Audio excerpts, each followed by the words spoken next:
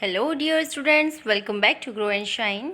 In this video you are going to get the solution of poem Voices of the Air. So let's get started.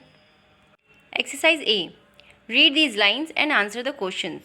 First question is, what does the poet mean by that moment rare? So answer is, by the phrase that moment rare, the poet means that it does not take place usually. The poet refers to the moment when she is able to hear tiny voices in the air above all the other usual sounds that surrounds and distract us. मतलब that moment rare phrase से poets जो हैं वो कहना चाहती हैं या उनका मतलब है कि वह घटित नहीं होता है आमतौर पर। कवि उस क्षण का उल्लेख करती हैं जब छोटी छोटी वह आवाज़ें सुनने में सक्षम होती हैं। एयर बाकी सभी सामान्य ध्वनियों या आवाज़ों से ऊपर है जो हमें घेरती हैं और हमारा ध्यान भटकाती हैं। Next question, who does the word I refer to? यहाँ क्वेश्चन है कि आई वर्ड जो है वो किसे रेफर कर रहा है। तो answer is the word I refers to the poet Katherine Mansfield, यानी जो हमारी पोइटेस हैं उनके लिए ही आई वर्ड रेफर किया गया है। Next question, what can the poet not find a reason for? Answer will be the poet says that there is no reason whatsoever that in those rare moments she can hear the voices in the air over and above the din of everyday life. कवि कहती हैं कि उन दुर्लभ क्षणों में उसका कोई भी कारण नहीं है। रोज़मर्रा की ज़िंदगी के शोर शराबे से परे हवा में आवाज़ें सुन सकते हैं। Next question, what does the poet mean by little thoughts? Answer, the poet describes the insects as little because of their size, and since they are little, they also have little throats, which produce small sounds that can go easily unnoticed in the bustle of the human world. कवि यहाँ कीट पतंगों को उनके आकार के कारण छोटा बताती हैं, और क्योंकि उनका आकार छोटा होता है, साइज़ में वो छोटे होते हैं, तो उनके जो गले हैं वो भी छोटे होते हैं, थ्रोट्स छोटा होता है उनका, और जिसके कारण उनकी ध्वनियाँ भी काफ़ी छोटी उत्पन्न होती हैं और जिसके कारण वो इग्नोर हो जाती हैं। जो मानव संसार है हमारा वो काफ़ी हलचल वाला होता है जिसमें उनकी ध्वनियों पर किसी का ध्यान नहीं जाता है। Next question, where do the little throats rise up to? Answer, the little insects with their little throats rise up into the air and fly in the sky toward the light of the sun. मतलब छोटे छोटे जो कीड़े हैं वो अपने छोटे छोटे कंठों के साथ हवा में ऊपर उठते हैं और आकाश में उड़ते हैं सूर्य के प्रकाश की ओर। Next question, how does the little throats rise up? Answer, the little throats are the insects such as the bee and the fly.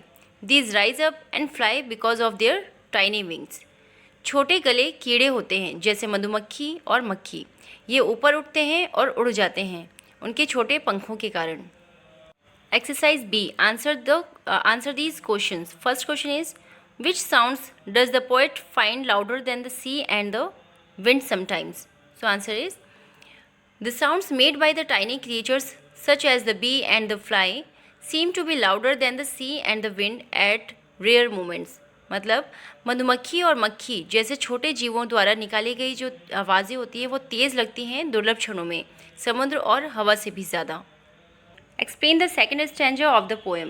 Answer, in the rare moment when the little voices can be heard, the sea and the wind decide to reduce the volume and become the background music to the musical voices of the air. The poet uses the word sigh twice to indicate that the sea and the wind are sighing. दुर्लभ क्षणों में जब छोटी आवाज़ें सुनी जा सकती हैं, समुद्र और हवा अपनी आवाज़ को कम करने का निर्णय लेते हैं और हवा की छोटी संगीतमय आवाज़ों के लिए बैकग्राउंड म्यूज़िक बन जाते हैं। कवि यहाँ साय शब्द का प्रयोग 2 बार करते हैं ये दर्शाने के लिए कि समुद्र और हवा आहें भर रहे हैं। How do the little throats sing? As the little throats sing, they also rise effortlessly in the sky. Their movement seems rather magical. जैसे ही छोटे गले गाते हैं वो बिना परेशानी के आकाश में उठ जाते हैं, उनकी हलचल बल्कि जादुई दिखती है। Next question, what is the magical sweet surprise? Answer, the magical sweet surprise is to be able to hear the song of the little thoughts and also to understand what these creatures really are. जो जादुई मीठा आश्चर्य है वो सुनने में सक्षम होना है, छोटे गले का गाना, और ये भी समझने के लिए कि ये जीव वास्तव में क्या हैं। Next question, the poet gives examples of the little voices. One of these is the tapping sound made by a leaf. What are the others? Answer. The other examples of the little voices are the sound made by the bee, the fly, the pot that breaks, the sound made by the grass as the wind gently moves it to make it bend, and the high-pitched repeated sound made by the insects. छोटी आवाज़ों के अन्य उदाहरण हैं मधुमक्खी, मक्खी, फली के टूटने की आवाज़, और जब हवा घास को मोड़ने के लिए धीरे धीरे चलती है तो उससे निकलने वाली ध्वनि या आवाज़, और कीड़ों द्वारा बार बार निकाली जाने वाली ऊंची ऊंची आवाज़ें। नेक्स्ट है हमारा नो द पोम। यहाँ read these lines from the pome. कुछ लाइन्स यहाँ पर दी गई हैं जिसके बिहाफ पे आपको पर्सोनिफिकेशन समझाया गया है। मैं आपको ऐसे ही समझा देती हूँ। पर्सोनिफिकेशन का मतलब होता है जब किसी नॉन लिविंग थिंग का को जो है किसी ह्यूमन का जो क्वालिटी है वो दे दिया जाए, है ना। जैसे कि यहाँ पर जो हमारा विंड है और सी है उसके लिए बोला जा रहा है कि वो ओबे कर रहे हैं, वो आहें भर रहे हैं। तो किसी का आज्ञा का पालन करना या आहें भरना ये तो ह्यूमन क्वालिटी होती है, जबकि जो सी है और विंड है इनमें ऐसी कोई क्वालिटी नहीं होती कि वो आहें भर रहा हो या फिर वो किसी की आज्ञा का पालन कर रहा हो। ना वो सुनते हैं ना वो बात मानते हैं, ठीक है। सो यहाँ पर लेकिन हमने सी और विंड का जो काम है वो देखा जैसे कि ह्यूमन बींग करते हैं।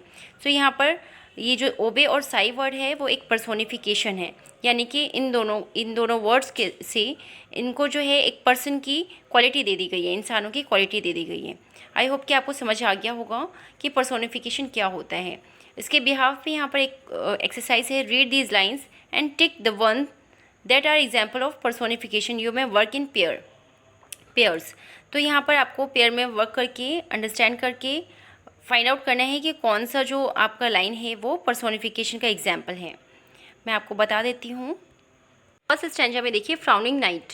फ्राउनिंग मतलब होता है त्योरी चढ़ाना। अब जो रात है वो क्या त्योरी चढ़ा सकते हैं? इंसानों की क्वालिटी होती है फ्राउनिंग, है ना। सो ये आपका पर्सोनिफिकेशन का एग्जाम्पल हो जाएगा, ठीक है।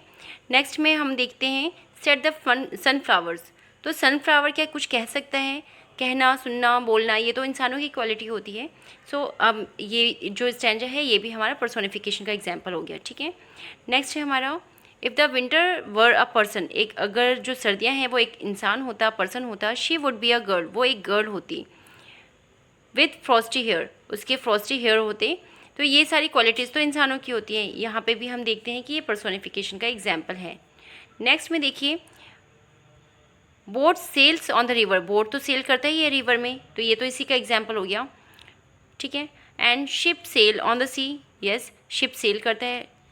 क्लाउड भी सेल करता है स्काई में। तो ये तो इनकी खुद की क्वालिटी है, कोई इंसानों की क्वालिटी नहीं दी गई है। सो ये हमारा पर्सोनिफिकेशन का एग्जाम्पल नहीं है।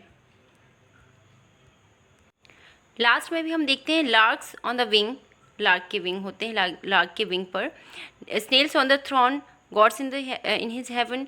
ये सारी चीज़ें बिल्कुल सही से बताई गई हैं। किसी को कोई भी डिफरेंट क्वालिटी नहीं दी गई है जो उसकी खुद की ना हो, ठीक है। सो ये भी हमारा पर्सोनिफिकेशन नहीं है।